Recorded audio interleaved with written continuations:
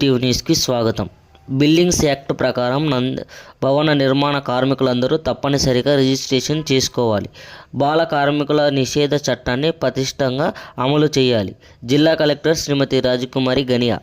Buildings and other constructions workers act ప్రకారం 10 మందిని మించి కార్మికులు పనిచేస్తున్న ప్రతి భవన నిర్మాణ పని సంస్థలో పనిచేసే కార్మికులందరూ తప్పనిసరిగా రిజిస్ట్రేషన్ చేసుకోవాలనే చర్యలు తీసుకోవాలని జిల్లా కలెక్టర్ రాజకుమారి గనియా ఆదేశించారు.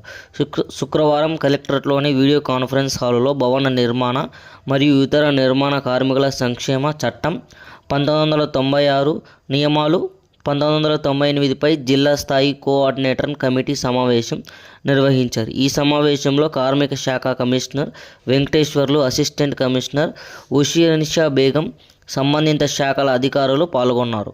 ఈ సందర్భంగా జిల్లా కలెక్టర్ జి. రాజకుమారి మాట్లాడుతూ, బిల్డింగ్ యాక్ట్ చట్టం ప్రకారం 10 మందికి మంచి కార్మికులు పనిచేసే ప్రతి నిర్మాణ పని స్థలాన్ని తప్పనిసరిగా మీ సేవ ద్వారా నమోదు చేయాలని ఆదేశించారు.